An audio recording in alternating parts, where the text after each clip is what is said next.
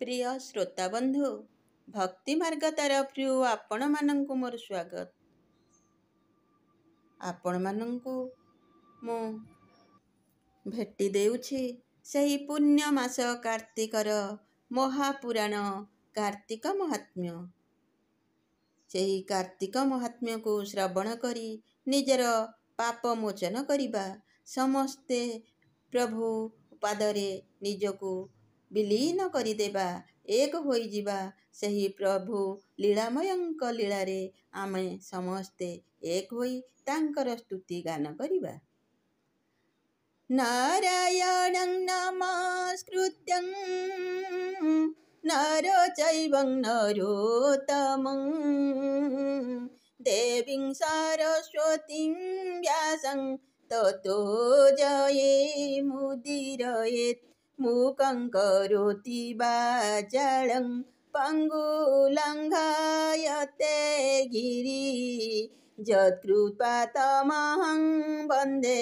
परमानन्द माधव। परमानन्द माधव परमानन्द माधव। पूर्व अध्याय रे आपण माने श्रवण करिथिले श्रीकृष्ण सत्यभामा को नेई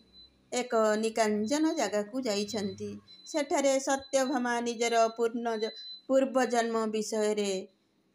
प्रश्न करिछंती सेही लीलामय श्रीकृष्ण को। तांकर सेही लीलामय जीवनर जहा जहा आवश्यक सबु किछि से सत्यभामा को अजाचित भावरे दान करिछंती। तेणु तांकर एही कथा मध्य रखी तांकर पूर्व जन्म किपरि थिला, से काहीकि ए जन्म रे सत्यभामा होइछंती ताहा तांकु पचारिबारु से तार उत्तर देबाकू आरंभ करिछंती। देवशर्मा नाम रे जणे ब्राह्मण थिले। सेही ब्राह्मणंकर गुणवती नाम रे एक कन्या थिला। सेही कन्या बहु सुंदर और रूपवती गुणवती थिले। तांकर चंद्रहोत्र नाम रे गोटिए स्वामी थिले। सेही स्वामी तांकु तांकर पिता एक अनाथ पिला को आनी तांक निकटरे प्रवेश कराइथिले। ए पर्यंत आपण माने श्रवण करिथिले। आसंतु आगकू जिबा आउ कोन हेउछि संपूर्ण रूपे श्रवण करिबा। द्वितीय अध्याय श्री भगवान उवाच तत्तो गुणवती श्रुत्वं राक्षसा निहता बुभौ पितृमृत्यु च दुःखर्ता कारुणं पर्यवेदयत्। स्वामीर मृत्यु होइछि सेही करुण गुणवती शुणिबाकू पाइछि। राक्षस तांकर पिता और स्वामी को मृत्यु प्रदान करिछंती। सेथिरे से व्यतिव्यस्त होई पड़िछंती। दूरे निषाद गण थिले पळाई संदेश कहिले पति पियर हता शुणी से चंद्रहत्रुर घरणी विकळे करई रोदन हेबि कलु तु एसन पिता गृहस्थ एका बेळे निधन मोर पाप फळे गृहे मोहर केहि नाही केमन्ते धरिबि मुदेहि स्वभावे अळप बयस विपद पड़िला अशेष पड़ु मोहर कर्म फल प्रभातु अस्तगला बेळ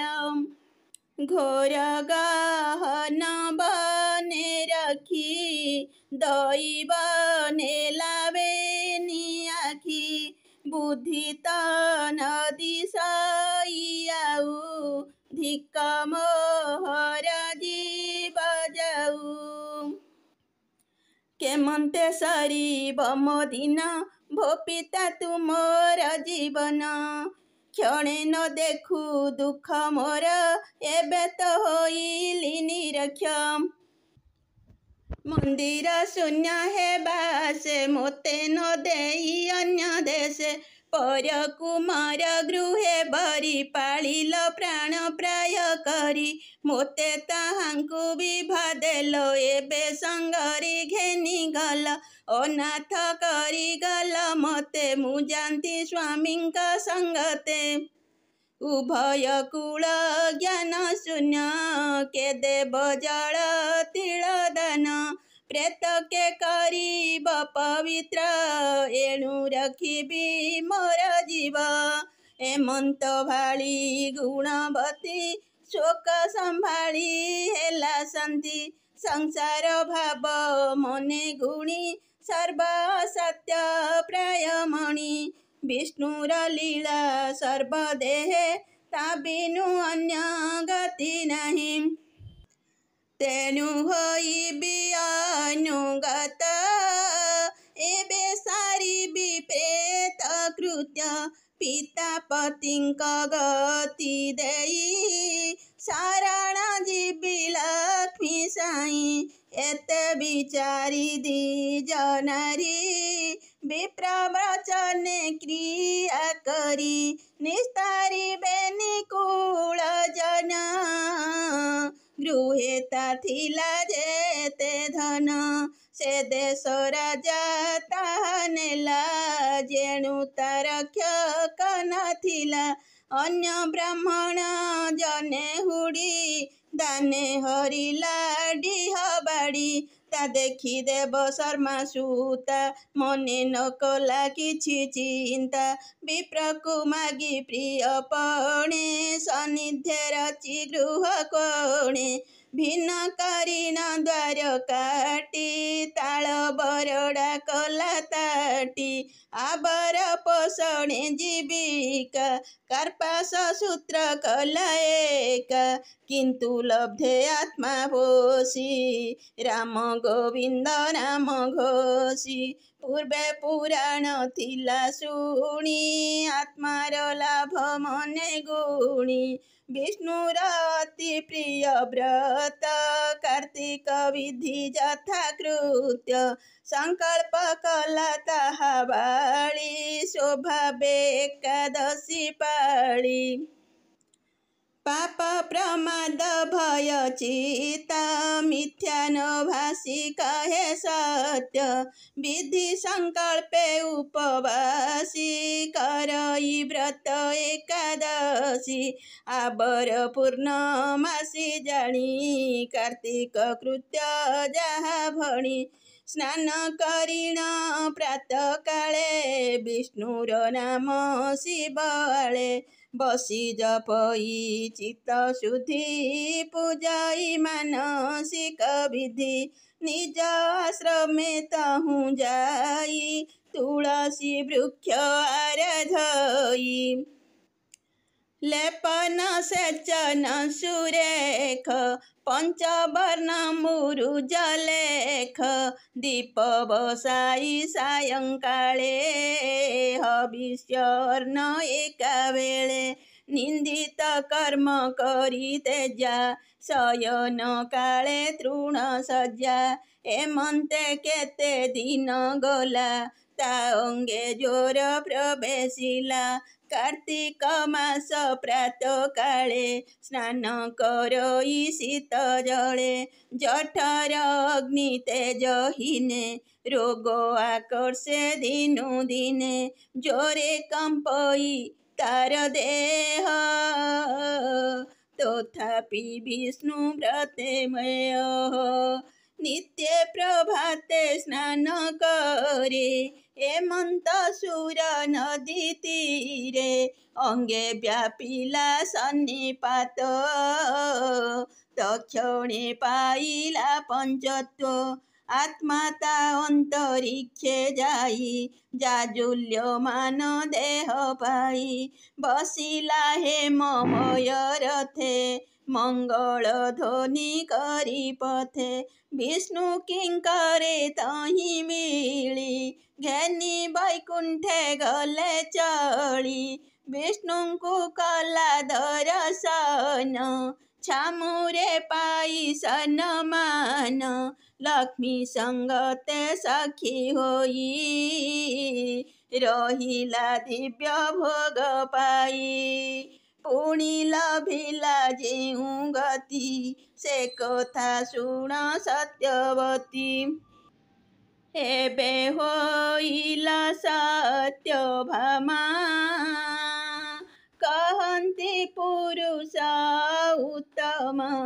ଯେ ଚନ୍ଦ୍ରହୃତ ଦ୍ୱିଜବର ସେବେ ଭକତ ଅକ୍ରୂର ଯେ ଦେବ ଶର୍ମା ତୁମ୍ଭ तात ସେବେ ନାମେ ସକ୍ରାଜିତ जे तुम्भ पालित तुलसी से कल्पद्रुम हेलासी ए सर्वधर्म तुम्भ फल तोरी तारी लभे निकुल कार्तिक व्रत फल श्रुति जेणु मु तुम्भ प्रियति पूर्वे जे करिथिल तप निशि आगमे जाଳି दीप तेणु संतोष कमलिनी तुम्भे जे तांक सपतणी मने न घेन अहंकार प्रसन्ने ଦେଇଛନ୍ତି वर कहନ୍ତି करुणा जलधि पद्म पुराणे यथाविधि कार्तिक महिमा वर्णने उत्तरखंडे विद्यमाने शुणी संतोष सत्यावती जे प्रभु तांक प्राणपति से प्रभु चरणे विश्वास शरण महादेव दास इति श्री पद्मपुराणे उत्तरखंडे गीत प्रबंधे कार्तिक महात्म्ये सत्यभामा पूर्वजन्म कथने नाम द्वितीय अध्याय भीमस्यापि रणुभंग मुनिरपि मतिभ्रम यदि शुद्धमशुद्ध वा मम दोष न विद्यते मम दोष न विद्यते मम दोष न विद्यते।